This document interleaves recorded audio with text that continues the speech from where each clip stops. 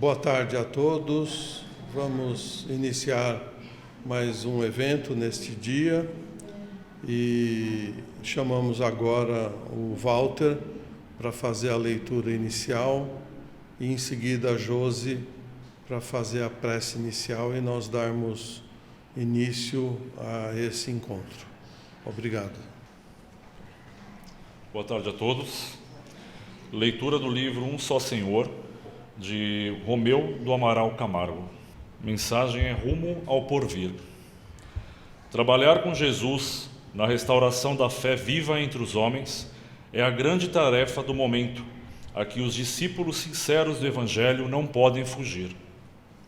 Enquanto ruge a tempestade política no céu ensombrado das nações, reúnem-se homens de boa vontade, cogitando da próxima recomposição de valores do mundo. Estudam-se fórmulas de acordo internacional, traçam-se novas diretrizes econômicas face ao reajustamento renovador. A ordem mundial, entretanto, não pode prescindir das bases religiosas, porque nenhuma realização puramente terrestre pode saciar na criatura a sede inata do infinito. Usufrutuário da casa divina, o homem, em todas as condições de existência e em todos os degraus evolutivos, experimenta a necessidade de Deus no clima do sentimento. A política pode realizar prodígios de técnica administrativa. A ciência conseguirá os mais altos primores intelectuais. A filosofia, sem dúvida, possibilitará voos maravilhosos do pensamento. Nos domínios da especulação metafísica, todavia, sem as bases religiosas da fé, não passam de servas transitórios da civilização. Igualmente em trânsito nos círculos evolutivos, sem realidade efetiva para o homem espírito imortal, a caminho de gloriosa destinação. Os templos, porém, objetar-se, permanecem feridos pelas bombas destruidoras, repletos de ídolos quebrados, ou reclamando pastores esquecidos de si mesmos, nas divagações teológicas, ou distraídos do reino de Deus, em luta franca pela dominação efêmera do mundo. Existe, todavia, responderemos, a instituição universal da fé, sediada no templo vivo dos afirmação verbalística dos crentes. Foi essa fé, acessa por Jesus no terreno da alma, que se espalhou pela terra desde o primeiro instante do cristianismo redentor. Resplandeceu na manjedoura humilde, brilhou na Galileia, tornou-se ainda mais viva no Gólgota, iluminou os cristãos no martirológio dos circos, resistiu às trevas da idade medieval, atravessou os séculos, superior às igrejas de pedra, aos cetros da tirania e aos excessos do sectarismo, e brilha ainda hoje, mais sublime que nunca, para a humanidade do 20º século, indicando-lhe o caminho a seguir para as edificações da nova era. É para o estabelecimento de seu império no campo dos sentimentos que as vozes da espiritualidade fazem ouvir, agora mais intensamente no mundo. Abrem-se os pórticos obscuros da morte e novas mensagens de esperança reconfortam a humanidade sofredora e faminta do pão espiritual.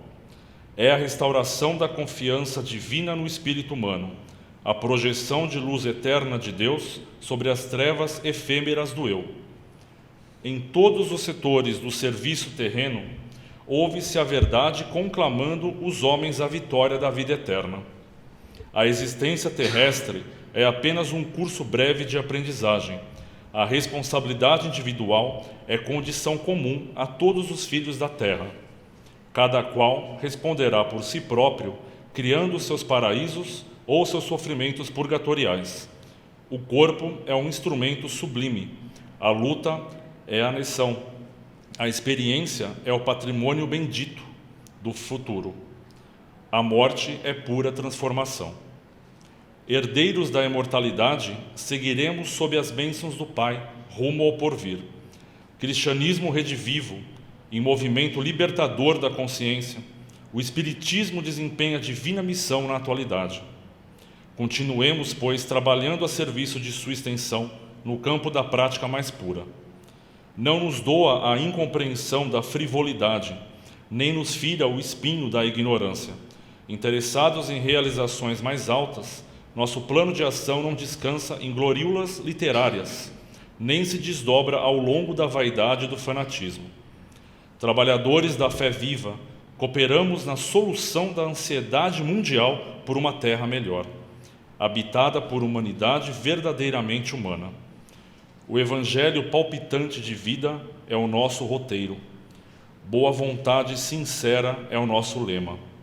Serviço cristão é o nosso programa de cada dia. Desse modo, portanto, prossigamos avante na reedificação do templo espiritual da crença, unindo as nossas esperanças em Cristo, rumo ao futuro glorioso para a vitória da união de todas as atividades edificantes da fé com um só Senhor. Emmanuel. Mensagem recebida em psicografia em 30 de novembro de 1944, em Pedro Leopoldo, por Chico Xavier, e segundo recomendação de Emmanuel, enviada ao autor destas páginas, completando agora 75 anos dessa mensagem. Elevemos o nosso pensamento a Deus, nosso Pai, a Jesus, nosso irmão e mestre querido, e rogamos amparo, proteção a essa nossa tarde de aprendizado, a fim de que a mesma transcorra num clima de muita paz, de muita harmonia. Vamos rogar também o envolvimento de paz e serenidade à nossa palestrante da tarde. Que assim seja.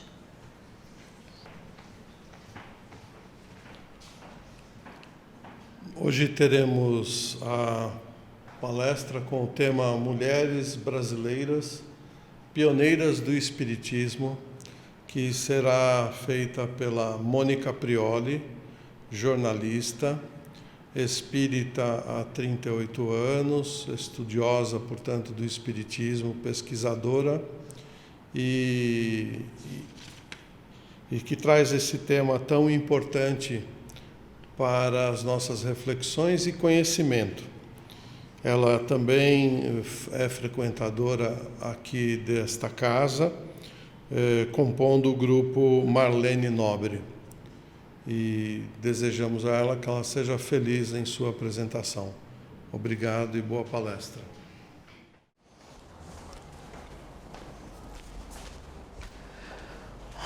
Oi, gente, obrigada. Boa tarde para todo mundo. Tá dando para ouvir direitinho? É muito bom estar aqui. Nós vamos falar de mulheres, uma audiência praticamente feminina, que é ótimo. E eu vou conversar uma coisa para vocês. Quando o Oceano me sugeriu esse tema, falar de mulheres do Espiritismo, eu não achei que eu fosse achar tanto material como eu achei. A mulherada trabalha, eu vou contar para vocês, é uma coisa, viu? Mas, como a gente tem um tempo limitado, eu precisei fazer um critério para selecionar algumas. Então, o que eu resolvi trazer para vocês? Mulheres que já estejam no plano espiritual, mulheres que tiveram um impacto nacional no trabalho e que fossem brasileiras. Cada uma dessas mulheres que eu vou trazer para vocês não dava só uma palestra cada uma delas dava um ciclo de palestras, porque elas são realmente extremamente interessantes. Mas a gente vai tentar dar uma passada para pelo menos vocês ficarem conhecendo um pouco de cada uma delas. Além dessas que eu pesquisei, tenho certeza que tem muitas outras que não tiveram sequer o trabalho registrado. Então, a gente vai ter que trabalhar com as que ficaram em termos de história, pessoas que escreveram livros. Porque, de qualquer maneira, o trabalho feminino é sempre um pouquinho mais escondido que o masculino. Isso não é só no espiritismo, não. Isso é na humanidade, é na história, né? E aí a gente vai falar um pouco o que é mulher. Uma mulher é um espírito eterno temporariamente encarnado numa organização fisiológica feminina. Ou seja, tanto homem como mulher são os mesmos espíritos que habitam os corpos que aqui na Terra a gente tem, com esse diferencial. Kardec, em O Livro dos Espíritos, pergunta se o mesmo espírito pode animar o corpo de uma mulher e de um homem ou vice-versa, em 2 encarnações diferentes? E a resposta é, de certo, são os mesmos espíritos que animam os homens e as mulheres. E na questão 202 ele segue e ele diz, mas tem alguma preferência? Eles escolhem ser homem ou ser mulheres? E os espíritos respondem, não. Depende da prova que eles têm que passar, do que eles têm que aprender. Então, tem coisas que a gente vai aprender sendo homem, estando numa organização fisiológica masculina, e outras que a gente vai aprender estando numa organização fisiológica feminina. Mas é esta a diferença. Somos todos espíritos eternos. Essas são as nossas moças. São todas minhas amigas no Face. E são mulheres que realmente impressionam pela iniciativa e pelo poder de transformação. Cada uma delas encontrou a doutrina espírita em algum momento da vida. Algumas nasceram em berço espírita, como é o caso da Dona Ivone e da doutora Marlene. E outras, como a Ana Prados, não chegaram a ser espíritas em vida, mas já no mundo espiritual se aproximam da doutrina e começam a estudar o espiritismo. Elas têm em comum a conduta espírita, a conduta cristã, a fraternidade e a ação no bem em direção aos outros. Esse é o ponto comum que todas elas, como vocês vão ver, tiveram como foco na vida. Esse é o único gráfico da palestra, juro. Eu só fiz isso para a gente ter uma ideia da dimensão da vida dessas mulheres dentro da nossa perspectiva histórica.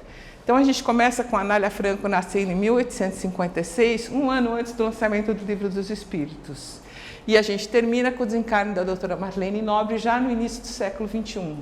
Então, são 159 anos, um século e meio, um pouquinho mais, de trajetória feminina e de trajetória espírita também nesse período.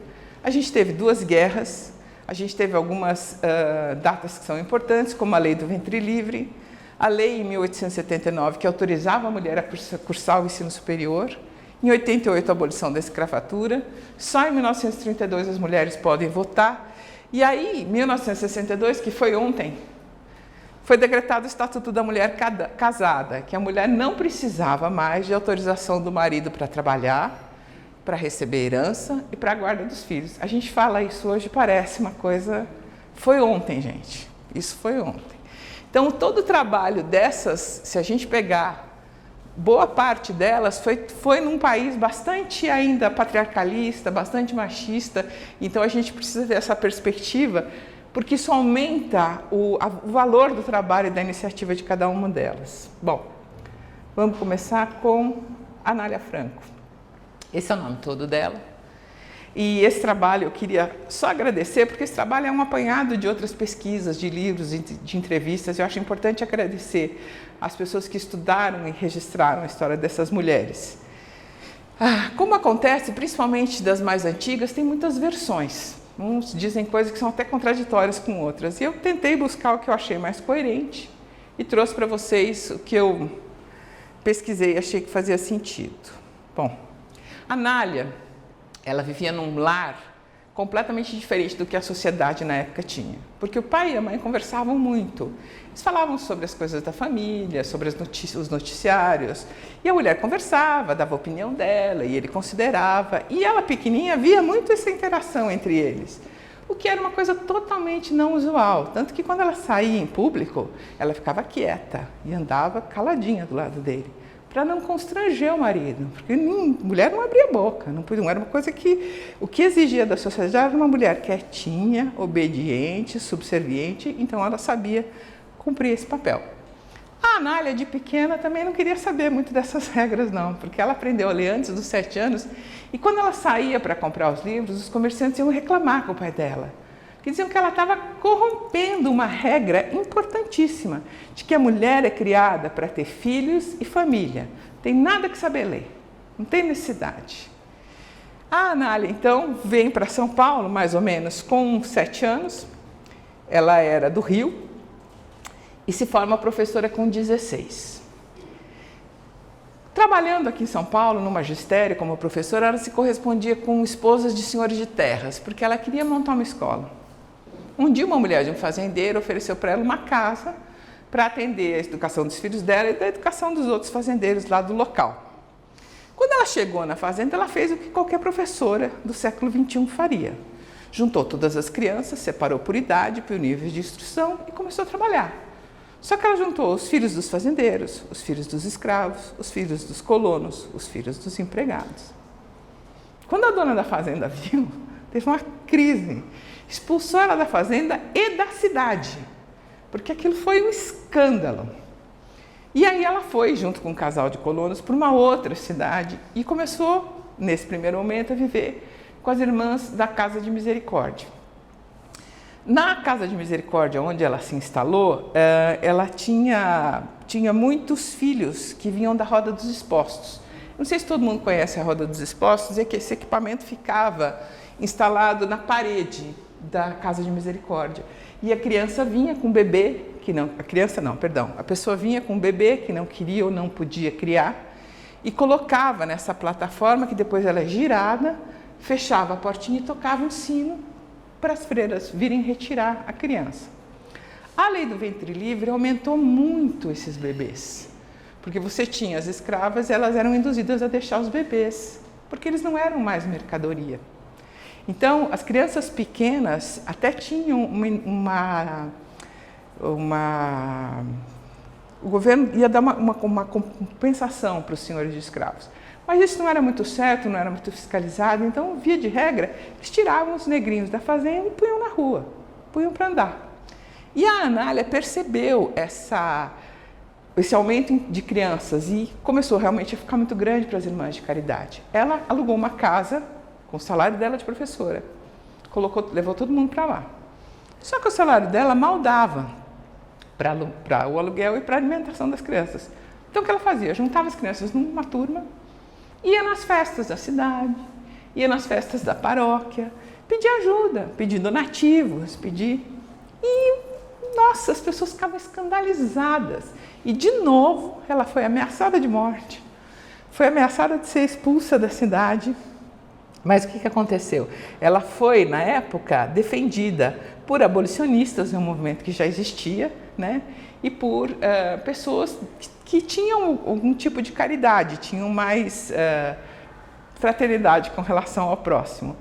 As pessoas ficavam muito escandalizadas porque ela era uma moça bonita, altiva, era uma professora e mendigava para filhos de negras. Então, a gente fica pensando na clareza, né? na iluminação desse espírito. Ela conseguiu ficar e nessa cidade ela montou a primeira casa maternal. Foi a primeira instituição de acolhimento que ela fundou, ainda bem moça, e que depois vai se repetir ao longo da vida dela em diversas outras circunstâncias e tamanhos. Bom, isso aqui é a foto de um ateliê de costura de uma das casas da Anália Franco. Ela era uma pessoa extremamente visionária. Então, ela deixa algumas casas maternais, deixa eu não me confundir aqui, ela deixa algumas casas maternais no interior e volta para São Paulo. Funda com 20 outras amigas a Associação Beneficente, Feminina Beneficente e Instrutiva. E elas criaram instituições para acolher quem não tinha a quem recorrer. Viúva, que, por exemplo, não tinha filhos. As mães abandonadas, uma mãe solteira que o pai expulsa de casa e ela não tem para onde ir. Os próprios filhos dessas mães, as ex-prostitutas, os órfãos. Então, pessoas que não tinham mais para quem recorrer. Era para essas pessoas que a Anália criava as instituições. Com uma visão totalmente moderna, porque em todas ela tinha curso profissionalizante de tipografia, de enfermagem, de línguas, de música, de desenho, de pintura, para que a pessoa, quando saísse daquele lugar, tivesse como enfrentar a vida ganhando seu próprio sustento. Porque qual que era a grande aflição da mulher? Ela não tinha uma profissão, ela não conseguia se sustentar. Tendo uma profissão, ela consegue, e ela consegue manter a dignidade. Então, ela tinha uma visão incrível de futuro e de fraternidade. Com 41 anos, a Anália Franco sofre uma cegueira temporária, e nesse período ela se aproxima do espiritismo. E ficou extremamente encantada com o caráter científico da doutrina e com a clareza que a doutrina abordava os aspectos espirituais da vida. A partir daí, ela começa, então, a adotar muito da sua conduta pessoal do espiritismo. Em 1911, ela conseguiu comprar uma fazenda, onde hoje fica a Unic Sul e o Shopping Anália Franco, e mais alguma coisa, porque eram 75 alqueires. E ela fundou a colônia regeneradora Dom Romualdo. Ela orientou e acolheu centenas de mulheres, desenvolveu a lavoura, a horticultura e criou um grupo dramático musical e uma banda feminina, Regente Feijó, porque essa propriedade antes era do Regente Feijó, mas aí essa é outra palestra. No final da Primeira Guerra, a gente está em mais ou menos 1918, o Brasil e o mundo todo teve a gripe espanhola, que morreu muita gente. Todas as asiladas dela praticamente caíram doentes. As escolas ficaram vazias e ela estava sem possibilidade financeira. Ela então tratava as moças com passes, água fluida e algum chazinho caseiro. Quando a Primeira Guerra estourou e eles ficaram sem recursos, ela pegou, até nisso eu achei que ela foi inventiva, ela pegou o grupo dramático e a banda feminina e fez uma turnê para pequenos municípios, cidades escondidas do estado de São Paulo e angariava donativos e pedia donativos e oferecia o show do grupo do internato da escola Dom Romualdo. Bom, vocês vão ver que ao final de cada mulher eu vou sugerir um livro para quem se interessar saber mais sobre ela. A Anália Franco tem diversas biografias, até por conta do papel dela como educadora. Mas o Roque Jacinto é um expositor espírita, é um autor espírita. Então a gente vai ver a Anália Franco sob a perspectiva do espiritismo neste livro, que eu acho que é bem interessante. Ela foi uma pessoa que, num tempo em que a mulher ainda estava presa a preconceitos seculares, mostrou que a criatura feminina pode não ser só mãe, esposa, filha ou irmã, mas também ativa cooperadora de todos os grandes ideais humanos. E aí, para terminar uma fala dela, depois do pensamento e da palavra de Deus, nada é mais belo e mais nobre do que a missão do verdadeiro educador da infância. Aí a gente vai conhecer um pouco da Adelaide, a Aura Celeste. Vamos lá. A Aura Celeste chegou ao Rio de Janeiro com 22 anos. Nessa época, a capital federal ainda era no Rio. Ela era protestante e veio com a ajuda dos colegas de igreja para dar aula numa escola no Rio de Janeiro, que ela efetivamente fez.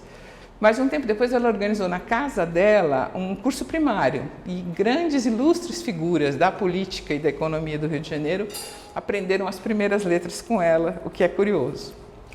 Com 24 anos, ela começou a perceber as primeiras manifestações da mediunidade. Nessa época, o Dr. Bezerra dirigia a FEB e começou a orientar a Adelaide pessoalmente. Ela psicografava no Grupo Ismael, o núcleo de trabalhos mediúnicos lá da Federação Espírita Brasileira. Dr. Bezerra prognosticou que a Adelaide um dia assombraria crentes e descrentes, porque realmente ela tinha uma mediunidade fora do comum, como a gente vai ver. Ela tinha faculdade de incorporação, audição, vidência, psicografia, curadora, intuitiva e bicorporeidade, que as pessoas também chamam de bilocação, que é você, estando em um local fisicamente, o seu corpo perispíritico viaja e se faz visível em uma outra localidade. Eles, por exemplo, têm comprovação dela estando em Juiz de Fora e Corumbá em corpo perispiritual, não em corpo físico. E lá ela foi vista cuidando de doentes, dando passes. Ela era visível. Algumas vezes a mediunidade de bilocação faz com que o corpo espiritual também seja tangível. Então, por exemplo, Eurípides Barçanufo, que tinha essa mediunidade de bilocação, fazia partos. Então ele precisava da tangibilidade também. É uma mediunidade raríssima e a Aura Celeste, que é a nossa Adelaide, tinha essa mediunidade. Com 32 anos ela se casou e aí com filhos, casa, ela precisou se afastar do centro, mas não ficou inativa. Ela começou a produzir psicografias com guias espirituais, inclusive uma obra que chama Do Além, que são 21 fascículos, e outros livros. Foi nesse momento da vida que ela adotou o pseudônimo de Aura Celeste, como ela ficou conhecida nacionalmente. Nessa coletânea de 21 fascículos tem algumas psicografias que ela fez na FEB, que são bem interessantes. Psicografias que ela recebeu no grupo Ismael.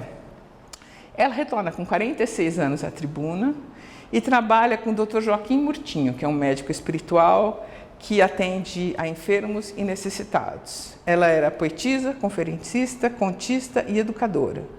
E teve uma notável contribuição. Ela fez palestras em diversos estados. Era uma pessoa muito intelectualizada. Escrevia artigos para jornais, uma pessoa extremamente produtiva. Com 50 anos, ela funda com mais um grupo de espíritas o Asilo João Evangelista. Na inauguração, ela diz que realizou o ideal da vida dela, ser mãe de órfãos, graça do céu, que não trocaria por todo o ouro e todas as grandezas do mundo. Ela foi por vários anos diretora e presidente, simultaneamente, enfrentando os diversos desafios, que são perseguição religiosa, falta de fundos, recriminação política, dificuldades em geral, mas era uma médium absolutamente sem vaidade e praticava mesmo a mediunidade como um sacerdócio. Esse asilo continua funcionando, completou 92 anos no início desse ano. Adelaide, ela é a personagem do capítulo 19 do Obreiros da Vida Eterna. E o André Luiz manteve no livro o nome dela, Adelaide, a serva fiel. E esse trecho que eu separei para a gente hoje é o seguinte: ela está para desencarnar e a equipe que trabalhava com ela nas instituições, nas escolas, não quer que ela vá embora. E aí diz, não, mas o que vai ser de nós? Como é que a gente vai viver sem você, sem a sua liderança? E começam a retê-la. A irmã Zenóbia, no plano espiritual, descola todo mundo do corpo à noite, chama para uma reunião e diz: alegais em favor do vosso indesejável estado d'alma a confiança de que Adelaide se tornou depositária fiel, como se não devesseis desenvolver as faculdades espirituais que vos são próprias, criando a confiança positiva em Deus e em vós mesmos, no trabalho improrrogável de autorrealização, e pretestais orfandade espiritual, simplesmente pelo receio de enfrentar por vós mesmos as dores e os riscos e as adversidades dos testemunhos inerentes à iluminação do caminho para a vida eterna. Ou seja, ela fez a parte dela, façam vocês, larguem do pé dela, porque ela precisava. E aí nessa mesma página, nesse mesmo capítulo, Dr. Bezerra, claro, que era o mentor, orientador dela, desde a época da orientação da mediunidade dela, eu achei interessantíssimo como ele vai confortá-la, e ele diz, e aí então ela conversa com ele e diz, não desejo dificultar o serviço dos meus benfeitores, eu gostaria de estar em boa forma espiritual no supremo instante do corpo. Ora, Adelaide, considerou o apóstolo da caridade, morrer é muito mais fácil que nascer. Para organizar, na maioria das vezes, são precisos geralmente infinitos cuidados.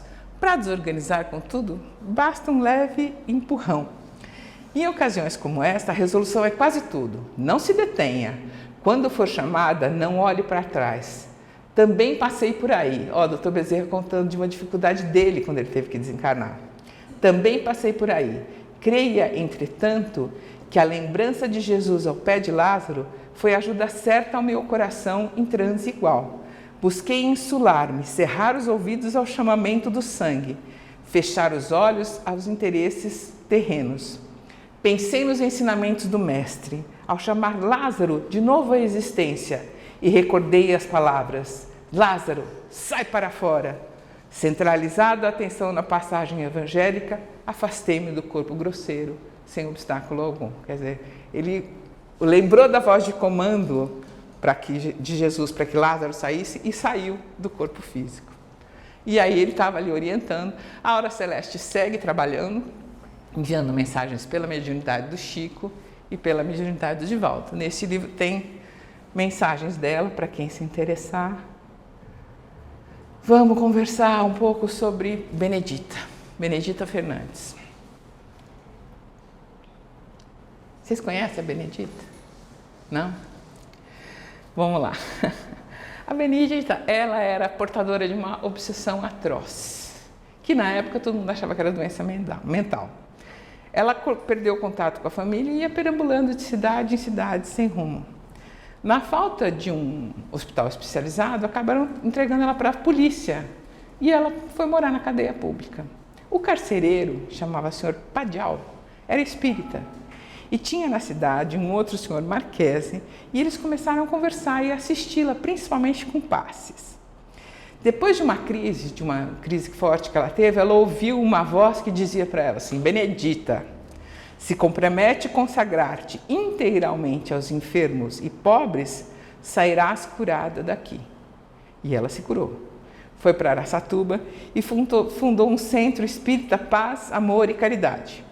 Com a ajuda de pessoas de boa vontade, levantou casas de madeira para crianças e obsidiados. Essa é efetivamente uma das casas que ela levantou. Ela era uma mulher simples, quase praticamente sem estudo, e se tornou a pioneira da região noroeste do estado de São Paulo, fundando a Associação das Senhoras Cristãs. Ela era uma pessoa que, depois que ficou bem, se tornou extremamente diligente no movimento espírita. Muitos líderes da época foram colaboradores da Benedita. Ela contava com o apoio de autoridades municipais, estaduais, dos espíritas, da maçonaria e do povo em geral. Então, ela tinha um serviço que atendia doentes mentais e crianças. Isso foi separado em 1933 e ela era super atuante no movimento espírita da cidade. Ela ia para das cidades da região, ajudando nas campanhas, divulgando, ela era extremamente diligente. E mantinha uma correspondência com Caibar Schutel, que tinha o jornal Clarim, tradicional veículo do espiritismo, e sempre divulgava a obra da Benedita, sempre conversava com ela. Uma das coisas que contribuiu muito para divulgar o trabalho da Benedita foi uma mensagem psicografada pelo Chico Xavier, de autoria do Hilário Silva, chamada Num Domingo de Calor. Eu não trouxe porque a Benedita tem diversas causas, mas quem se interessar, procura Num Domingo de Calor, do Hilário Silva, é divertido e fala muito sobre quem é a Benedita. Bom, como eu disse, ela tinha esse trabalho de cuidado com as crianças e um dia não tinham o que comer. Eles foram lá reclamar e ela disse: olha, vai lá para o portão que Jesus vai vir ajudar vocês. E eles se postaram, as criancinhas todas ali na entrada do lar com o estômago a doer. Passava por ali um vendedor de carrocinha de bucho, rins, fígado, que era chamado de tripeiro, que ele ia de casa em casa vendendo. Aí ele perguntou para as crianças: o que vocês estão fazendo aqui? Elas falaram assim: a gente está esperando Jesus para nos dar de comer. Aí ele respondeu assim: pois pode dizer lá dentro para sua mãezinha que Jesus chegou. E daquele dia em diante nunca mais teve fome lá, porque ele deixava todas as sobras que ele tinha para a casa da Benedita e também nas casas que ele vendia as carnes dele, ele falava do abrigo, para que as pessoas ajudassem, fizessem donativos. Bom, depois que a Benedita morreu, o Ricieri, esse tripeiro, já estava doente. Ele soube de uma palestra do Divaldo e foi com a esposa encontrá-los. E o Divaldo tomou conhecimento do caso e falou: Ricieri, você, como todos nós, vai morrer. Mas tem aqui um venerando espírito a me dizer que vai auxiliá-lo no trânsito pós-morte. Ela diz também que você a conhece bem, desde o tempo das sobras. E ela está a dizer obrigada pelas sobras. E ele diz: as sobras, então é a dona Benedita. É a dona Benedita Fernandes. E aí ele pediu ao Divaldo: pergunte-lhe se eu não poderia ter uma moratória. Eu preciso de um tempo para terminar o esgoto do lar das crianças da minha cidade. E eu queria também, se possível, que as minhas dores fossem minimizadas. Aí ele diz assim: Divaldo ficou a escutar Benedita. Ela me diz que sim, que a moratória ser-lhe-á concedida. Mais tarde, você sentirá uma forte dor no coração e no pulmão. Aí chegou a hora da viagem. Ricieri foi embora e, para espanto dos médicos, a dor havia sumido. Um ano após esses acontecimentos, o bondoso tripeiro já tinha terminado os esgotos do abrigo, quando sentiu uma forte e aguda dor no peito. Avisou a mulher, deitou-se tranquilamente e desencarnou. Aí, esse é o livro do César Perry sobre a Benedita, a Dama da Caridade, é a biografia dela. E tem uma outra história interessante, que é assim: um dia ela viu, jogado num monturo, num monte de lixo, morto e quase devorado por urubus, um mendigo que ela conhecia e que era considerado louco. Quando ela viu aquilo, ela jurou que jamais alguém que fosse louco, ou mesmo considerado louco, ficaria sem o seu amparo.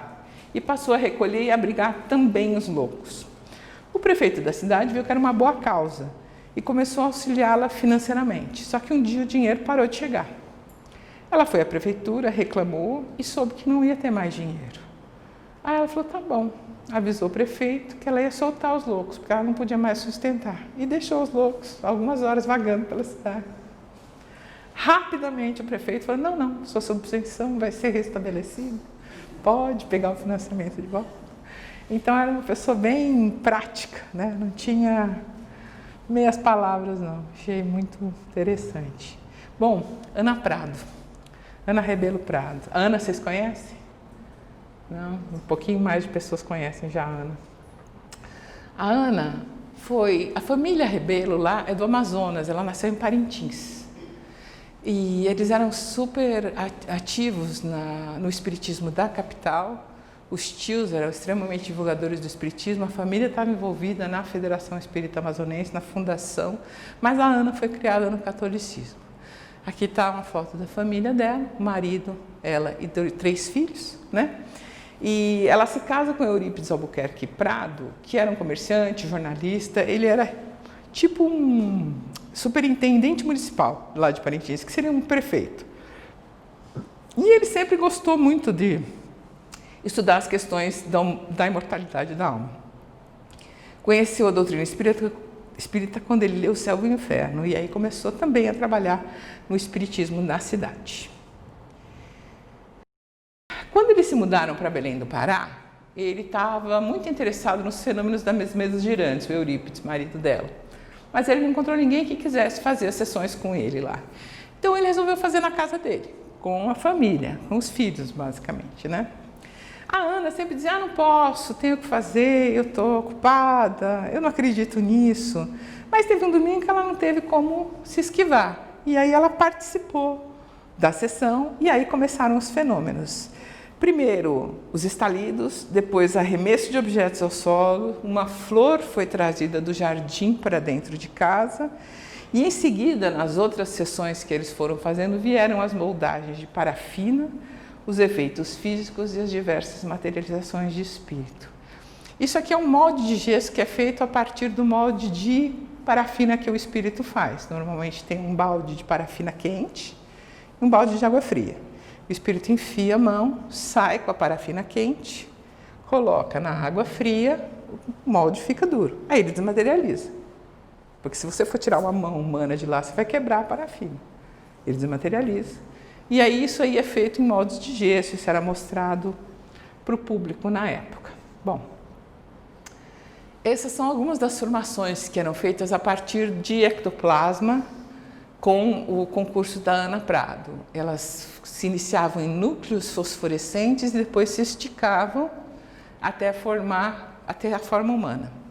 Ela também, uma das coisas que ela fez foi provocar a germinação de sementes em 30 minutos. A plantinha nascia, crescia, fazia folhinha em 30 minutos que durava a sessão. E ela teve grande divulgação, porque era um fenômeno realmente impressionante, no mundo inteiro, na Europa. E aí ela começou a sofrer preconceito, foi difamada, foi perseguida, foi atacada, foi acusada de comediante e se sujeitou a todos aqueles tipos de provas que os médiuns de efeitos físicos têm que fazer, ou se submetem a fazer, para provar que aquilo é verdade. Ficar numa gaiola, presa, chumbada no chão, para que ele não tenha como escapar, para evitar que tenha um truque. E ela fez tudo isso. Em 1921, ela materializou, entre os espíritos que ela materializou uma moça que era filha do Frederico Figner, que foi vice-presidente da FEB, perdeu uma menina com uns 20 anos. E ela materializou a Raquel, que é a filha dele, 3 vezes. E ela vinha, conversava com a mãe, conversava com o pai. O Frederico Figner também, não sei se vocês estão ligando o personagem, é o irmão Jacó, que escreveu o livro Voltei. Ele conhece, era espírita e foi para ele uma bênção, para a família toda, né? Ver a Raquel completamente materializada. Uma outra coisa interessante que eu acho, que a Ana Prado tinha uma pleiade incrível de recursos. E ela soube de psicografia cutânea e pediu para o João, que era um dos espíritos que fazia parte da equipe que assessorava ela, para fazer. E ele escreveu Deus e João no braço dela. Então, é uma psicografia espontânea, não precisa de ninguém escrevendo, e na pele, psicografia cutânea, coisa que hoje a gente não tem mais, né? Esse tipo de fenômeno hoje não existe mais no mundo. Mas isso era início do século XX e a gente ainda tinha bastante. Né? Esse relato da psicografia cutânea está no Reformador. Aí, para quem se interessar, esse livro da Ana Prado é incrível, do Samuel Nunes Magalhães, a mulher que falava com os mortos, e essa mensagem ela já manda pelo Chico no livro Instruções Psicofônicas. Não há muitos anos cooperei na mediunidade de efeitos físicos na cidade de Belém do Pará, tentando servir ao espiritismo. Não obstante as minhas deficiências e provações, adapto-me, porém, agora à mediunidade de efeitos espirituais, nela encontrando seguro caminho para a renovação com o Cristo. Achei bonita, mediunidade de efeitos espirituais. Então, Ana Prado, que está estudando espiritismo agora no plano espiritual. A Eunice Weaver. Eunice Weaver também é uma mulher incrível. Quem conta mais detalhadamente a história da Eunice é o Divaldo. E ele tem uma palestra lindíssima que ele faz sobre ela. Eu vou começar com uma história que ele conta para a gente entrar um pouco na trajetória da Eunice. Aos 13 anos ela foi com uma tia levar um grupo de alimento, levar alimento para um grupo de pessoas, de pedintes que passavam na estrada na porteira da fazenda. Foi a primeira vez que ela os viu. Marchavam trôpegos, apoiando-se uns aos outros, claudicantes, embuçados, sombrios. Junto deles uma figura silenciosa de olhos faiscantes. A tia perguntou: "Você é Rosa? Você é Rosa? Diga, é Rosa?" Rosa Fernandes era uma bela jovem, filha de vizinhos que a todos encantava, mas que com ninguém se comprometia. Um dia veio a notícia do suicídio. Os calçados e as vestes estavam à margem do rio, mas o corpo nunca foi encontrado. "Sou Rosa", respondeu. "Quando vi que estava leprosa, quis morrer. Eis o que sou agora, uma grande desgraçada." "Não, Rosa", disse Eunice. "Lembre-se de Jesus, que curou os leprosos. Pense nele."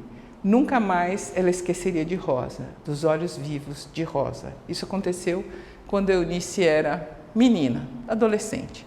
Essa história está no livro Sublime Expiação, do Divaldo.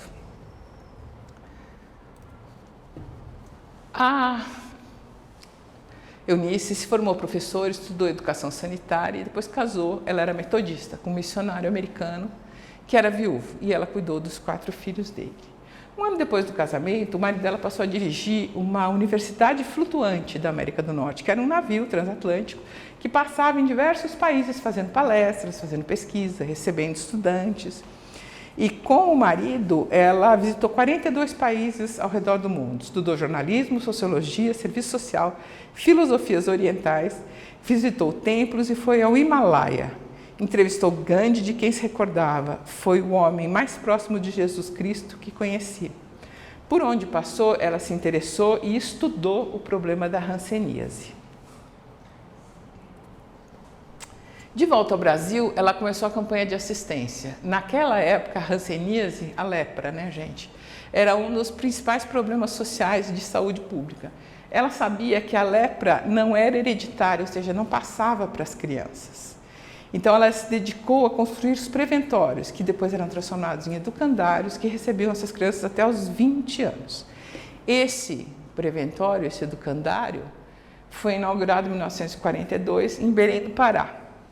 Ela recebeu inúmeros troféus e prêmios nacionais e internacionais, publicou livros e representou o Brasil em diversos congressos mundiais sobre hanseníase. Foi uma das maiores especialistas, maiores autoridades em hanseníase que tinha no Brasil. Tanto que ela ganhou um selo postal de preservação da criança contra o mal de Hansen em 73. No meio dessa campanha, ela foi falar com Getúlio Vargas, que era presidente, e conseguiu dele a seguinte promessa: tanto que você conseguir na sociedade civil, eu te dou em dobro, em recurso público oficial. E aí ela viaja pelo Brasil para fazer esse levantamento pela Sociedade de Assistência ao Lázaro e em defesa contra a lepra. Numa das construções de um educandário, ela estava no canteiro de obra, supervisionando, e aí chega um bando de jagunços e diz para ela assim: nós ficamos sabendo que vão recolher leprosos aqui, a gente não quer saber disso. E ela fala: não, o senhor está mal informado, vai ser um lar para filhos sadios de pessoas contaminadas. Aí diz: não interessa, aqui não tem lepra, o que a senhora está querendo fazer? Você está querendo empestar todo mundo? Aí ela diz assim: vem comigo para você ver se não tem lepra. E convidou ele a subir num rio, e eles foram então descendo no barco, subiu no barco, foram descendo o rio. E ela disse: eu vou te mostrar os casebres de leprosos com crianças sadias que nós podemos salvar. E o jagunço falou: se for verdade, eu não vou lhe criar nenhum embaraço, e aí eu vou até ajudá-la. Ao longo do rio, ela apontou dezenas de casas nas quais haviam ranceninos, em deplorável situação. O homem então liberou-a, mais do que isso, ajudou-a quanto pôde. Depois que tudo terminou, ela desceu do barco e disse: meu Deus, como é que eu pude identificar as casas dos doentes? Eu nunca estive aqui. E comovida concluiu: tenho certeza que foi Rosa. Foram os olhos de Rosa Fernandes. Aí a gente ela está em pleno trabalho e o esposo falece. Ela fica absolutamente perdida porque ele era o elo de sustentação e equilíbrio. Uma das amigas leva ela até o Chico e ela fica muito mais em paz, porque ela recebe uma mensagem de otimismo que deu força para que ela continuasse, porque agora ela tinha certeza que o marido não a abandonava. Nesse livro, Sublime Expiação, eles descrevem a reação dela no encontro com o Chico.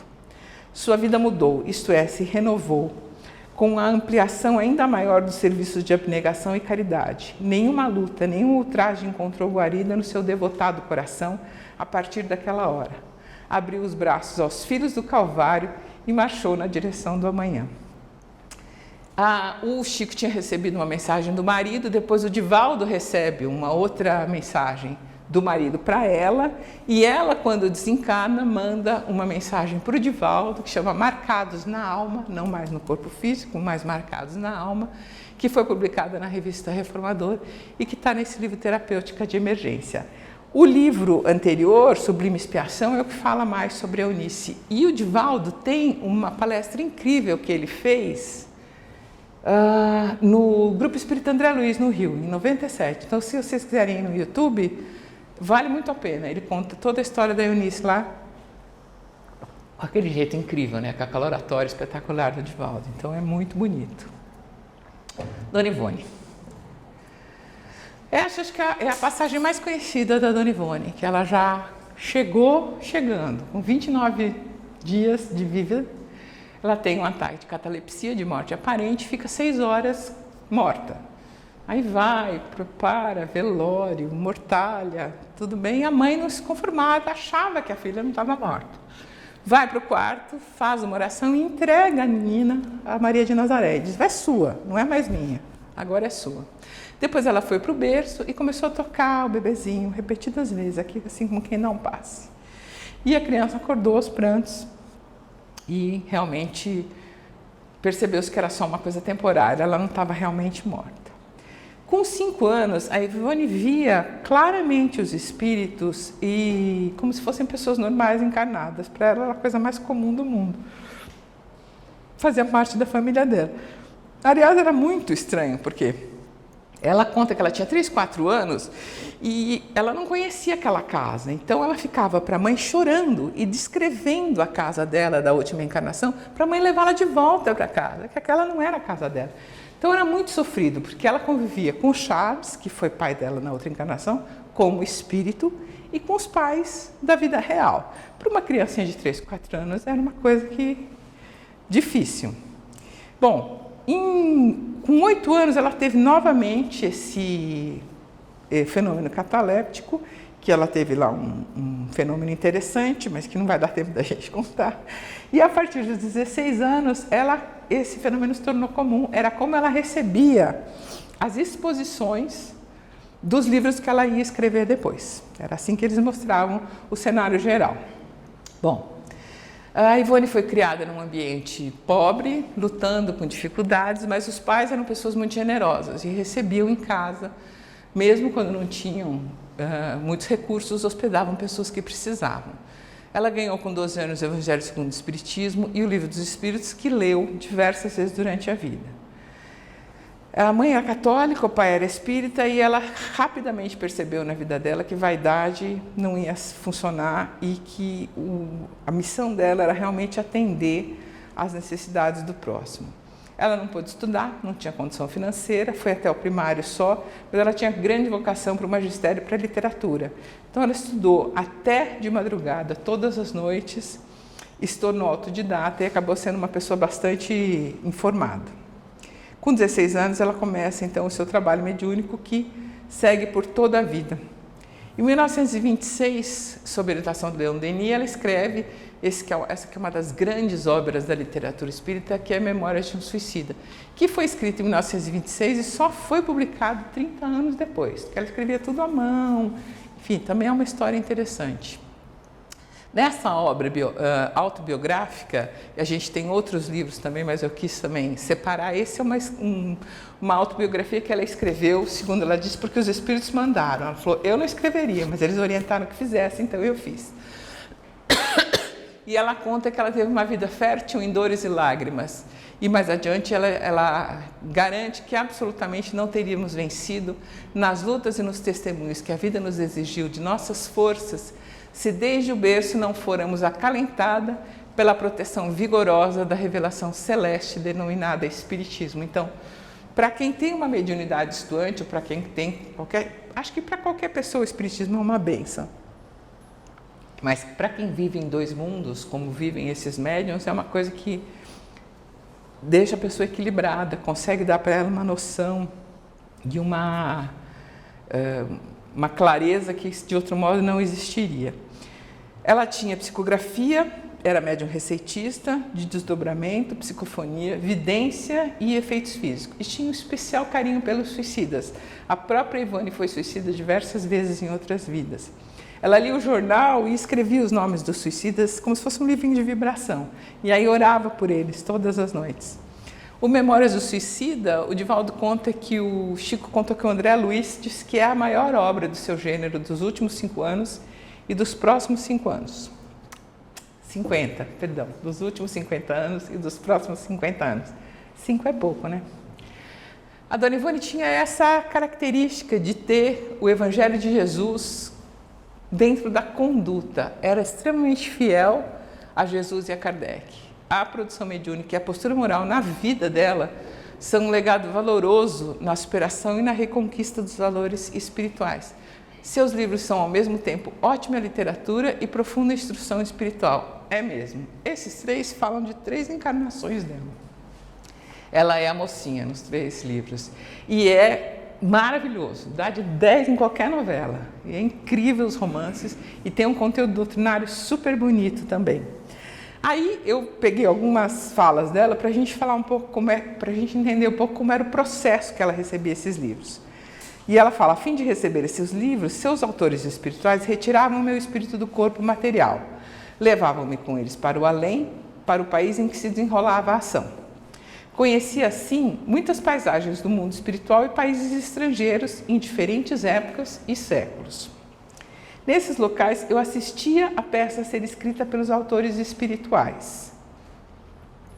Com todos os detalhes, sentia a emoção de todas as personagens, contemplava as colorações, via-me em todas as cenas, mas nada fazia ou dizia.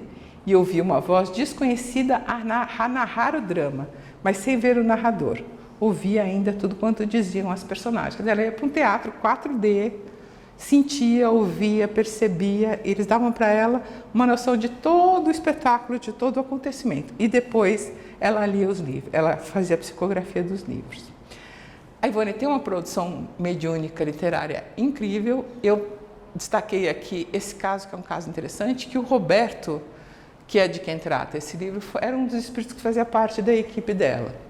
E ela fez artigos no Reformador em que ela contou essa história, que eu acho que vale a pena para quem se interessar.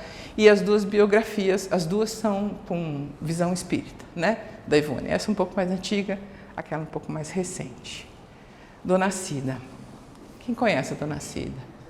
A Dona Cida é mais famosa, né? A Dona Cida era uma influencer, já naquela época.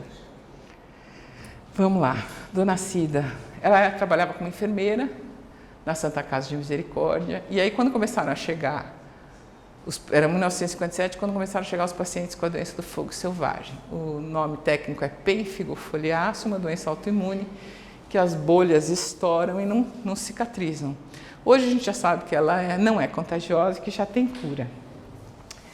Quando mudou a diretoria do hospital onde ela trabalhava, a primeira providência que eles tomaram foi mandar o pessoal do pênfigo embora, porque era uma doença sem cura e que era muito dispendiosa de tratar.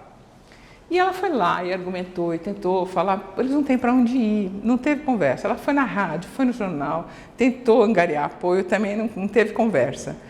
Aí ela falou, ok, levou todo mundo para casa. Chegou lá na casa, o filho falou, olha, ou nós ou eles. Aí ela falou assim, então, hoje eu fico com eles, porque eles têm Deus e eu por eles. Vocês já estão grandes, estão crescidos e vão se virar. Chamou todo mundo para dentro, todo mundo chorando, aí os vizinhos vieram ajudar e ela foi fazer almoço, porque eles estavam ainda sem comer. 2 dias depois chegaram os diretores da Escola de Medicina e da Saúde Pública e viram que eles estavam numa condição absolutamente precária. E aí arrumaram um prédio no asilo São Vicente de Paula para que eles ficassem 10 dias. Eles falaram, 10 dias e a gente vai arrumar coisa melhor para vocês. Ela falou, foram 10 anos e nunca mais ninguém apareceu. Foi o tempo necessário para ela construir o Lar da Caridade, o Hospital do Fogo Selvagem, que ela conseguiu com a ajuda de Deus, com a graça de Deus e com a ajuda do povo. E para conseguir donativos, para angariar, ela vinha para São Paulo, trazia um lençol, estendia o lençol no viaduto do chá, trazia um doente ou outro, e com o sino ela ficava pedindo esmola para o hospital. Passaram 2 vereadores da cidade de Uberaba e disseram que ela estava denegrindo a imagem do município. E mandaram prendê-la. E ela ficou presa por 8 dias. Foi um corre até conseguirem voltar para Uberaba e dizerem que não, que ela era uma benfeitora, mas aí finalmente conseguiram soltá-la. Ela então não tinha, contava com a ajuda do povo e dizia, o pessoal espírita daqui, isso é de uma entrevista, isso é fala dela mesmo, que ela deu uma entrevista para a Folha Espírita em 99. O pessoal espírita daqui fazia campanha alta de Souza e traziam coisas para mim, mas não dava para manter a casa, porque no final de um mês eu tinha 35 doentes. O pessoal viu que ela estava acolhendo e começou a levar para lá, para a casa dela. Bom, achamos uma para cuidar. Ela encontrou o Chico a primeira vez quando ela foi levar uma doente dela que estava obsidiada. E é curioso que ela disse que quando ela apresentaram o Chico para ela, ela falou assim, não, o Chico é Castro Alves. Onde vocês estão com a ideia? Ela viu o Castro Alves, acho que de certo, ou ele estava próximo do Chico, enfim. E ela foi muito diligente no sentido de envolver as pessoas e os meios de comunicação. O Saulo Gomes, que era na época trabalhava na TV Tupi, foi um que ajudou muito ela, falando do fogo selvagem, falando da doença, pedindo doações. Quem é um pouco mais velho vai lembrar dos saquinhos de leite que a gente separava para o fogo selvagem, vocês lembram disso? Então ela foi uma pessoa muito atuante no sentido de divulgar a causa dela, mas ela disse que também o Chico ajudou demais, porque o Chico, todo mundo que vinha visitá-lo lá em Uberaba, ele mandava ir visitar a Dona Cida do Pênfigo, ele chamava ela de Dona Cida do Pênfigo, e mandava visitar, mandava conhecer, e ela fala que o Chico Xavier é, sem dúvida, o esteio da casa. Mesmo antes dela ser espírita, o Chico já a ajudava. Bom, aí eu vou contar a história de como é que ela se tornou espírita. Um dia ela estava em São Paulo, nessa época o Palácio do Governo ainda ficava no centro da cidade, em Campos Delícios, e ela falou para o companheiro que estava com ela, vamos entrar aí. Ele falou assim, você está louca, a gente está fedido, sujo, como é que a gente vai entrar no Palácio do Governo? Vamos entrar. Chegou para o porteiro, mostrou as fotos dos doentes do Pênfigo, o porteiro falou, vem comigo. E a primeira-dama atendia as pessoas que queriam, pediam caridade ou qualquer outra coisa, e ela estava lá atendendo essas pessoas. E levou os 2 até lá. E aí, o companheiro dela, preocupado com aquele cheiro, que eles estavam suados, não sei o quê. Quando a primeira-dama, então, veio, toda chique, fez menção de sentar do lado deles, a Dona Cida viu que a Sheila apareceu e quebrou um vidro de perfume. Ela falou, ficou tipo uma neblina, assim. E depois, quando melhorou, eu pedi ajuda e fiquei pensando, mas o Chico não está aqui, como é que veio o perfume? Quer dizer, a simplicidade dela de achar que o Chico precisava estar lá para fazer o fenômeno acontecer, né? E a Sheila estava lá, o Chico devia estar fazendo outro trabalho, outro serviço. Aí, nesse mesmo dia de noite, ela foi num centro espírita. Está lá ouvindo o evangelho e a pessoa da mesa fala assim: a pessoa do fogo selvagem que estiver aí, por favor, dirija-se à mesa. E ela, quieta. Quando terminou o evangelho, terminou a sessão, o presidente levantou e falou assim: por favor, a pessoa do fogo selvagem que está aí, vem até a mesa. Aí ela esperou todo mundo ir embora, chegou lá e falou: olha, sou eu. Aí ele falou: olha, desculpa eu não ter falado o seu nome, mas é que o mentor me disse que você estava aqui, eu não sabia quem você era, e ele me pediu para você dar um passe na nossa presidente que está de cama, não consegue se mover, está entrevada há meses. Aí ela nunca tinha dado um passe na vida. Aí eles subiram uma escada, eles colocaram ela na frente da cama e ela falou: ah, meu Deus, ela começou a fazer prece e pensou: nossa senhora, agora vai sair bobagem aqui. Deu o passe e foi embora. 3 dias depois, essa moça andou, passou a se movimentar normalmente e se tornou uma grande colaboradora da Cida. E ela pensou: ah, eu preciso ser espírita, porque a coisa está me apertando. A comida ganhamos do povo espírita. Agora a Sheila me deu essa permissão e esse passe. E aí realmente ela viu que era o caminho dela. No final dessa entrevista, ela diz que o conselho que ela dá para quem quer fazer a caridade é muito amor, muita sinceridade, que façam as coisas para si e não para os outros verem. E ela conta que eles chamavam ela de latra direto. E alguém foi perguntar para o Chico, porque todo mundo dizia que ela estava roubando. Comprava um terreno e dizia: olha lá, comprou mais um terreno para o filho. Comprava um outro e era a mesma coisa. E o Chico disse assim: me diga onde é que ela roubou, que eu vou ajudar ela a roubar. Né? Então, não tinha nada de... Essa é a biografia da Dona Cida, uma vida de amor e caridade. E agora chegamos na doutora Marlene, que é médium, escritora, médica, palestrante, foi casada com Freitas Nobre, que também era espírita, advogado, jornalista, se formou em 62 lá na Faculdade de Medicina de Uberaba. Ela era especialista em citologia oncológica, fez especialização na França e foi diretora de um posto do INAMPS, do antigo INSS, praticamente a vida toda, fez carreira na saúde pública. Em 1957, a Marlene foi para Uberaba cursar medicina por sugestão de uma amiga. Antes disso, ela tinha prestado medicina na USP e ficou na lista de espera. E aí, um grupo de amigos que também tinha prestado, eles foram até Ribeirão para ver se a faculdade de Ribeirão ia abrir, mas Ribeirão não abriu vagas. E ela voltou para São Paulo dizendo: vou fazer biologia, acho que não é meu caminho fazer medicina. E a amiga dela falou: de jeito nenhum. Tem uma faculdade de medicina em Uberaba que é muito boa, vai prestar lá. Ela foi prestar. Nessa época, o Valdo Vieira estava uns 2 anos acima dela, num terceiro, tipo, segundo ou terceiro ano. O Chico pediu já para o Valdo levá-la para conversar com ele. E ela conhecia o Chico do trabalho dele, não tinha maior intimidade e tal. Quando ela chegou para conversar, aqui a gente tem o Chico, a doutora Marlene e o Valdo, gente. Quando ela chegou para conversar, o Chico deu detalhes do trabalho fraterno que ela fazia em São Paulo. Onde ela ia, com quem que ela ia, que tipo de trabalho ela fazia, que casas ela visitava, e ela ficou assim, impressionada com a mediunidade dele.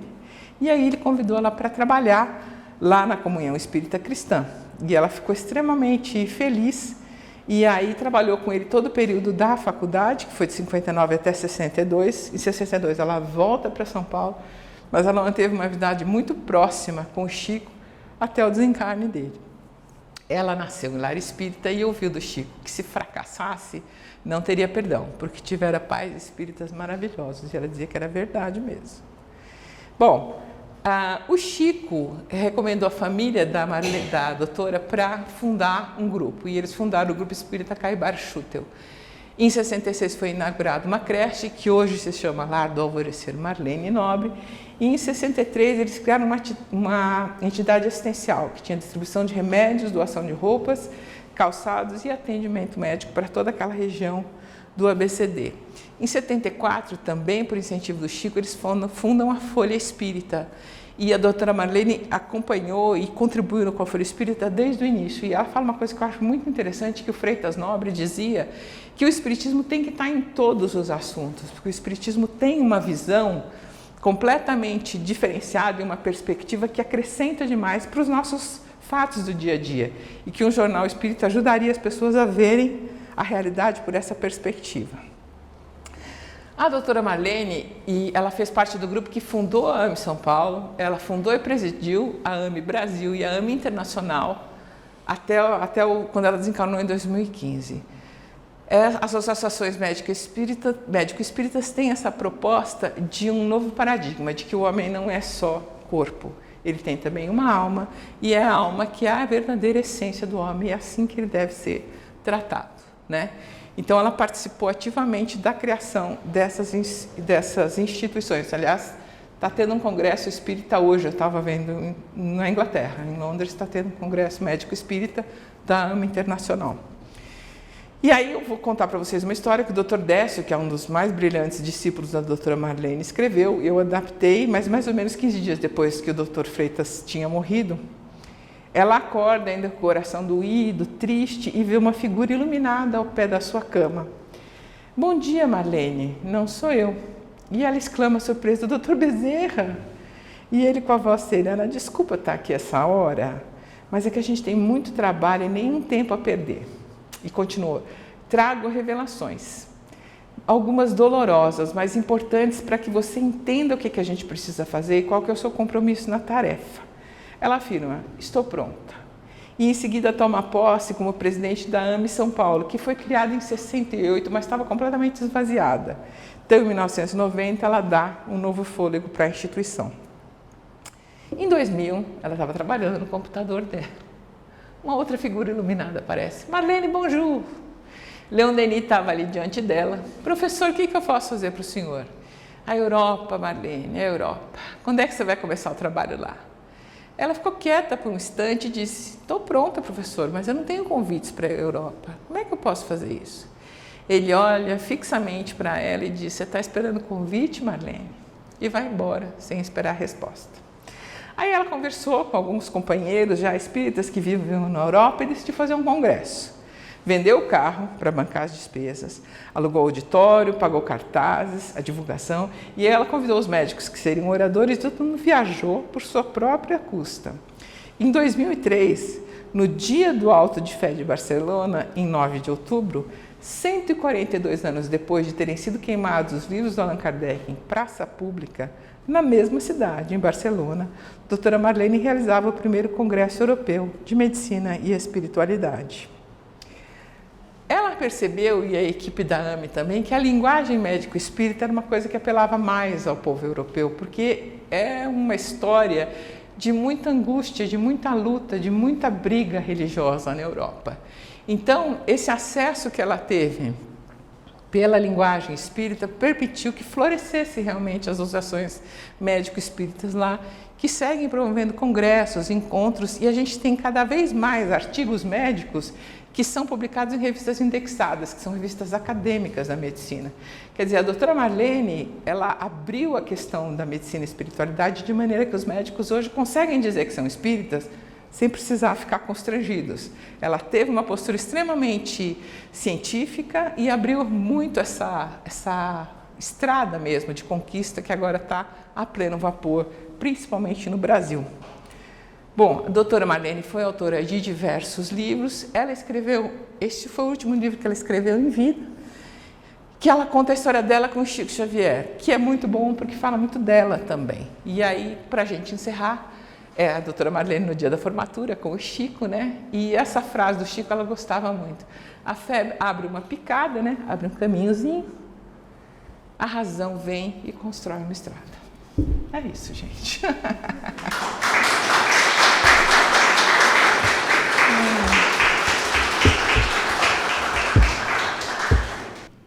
Obrigado, Mônica, pela belíssima palestra.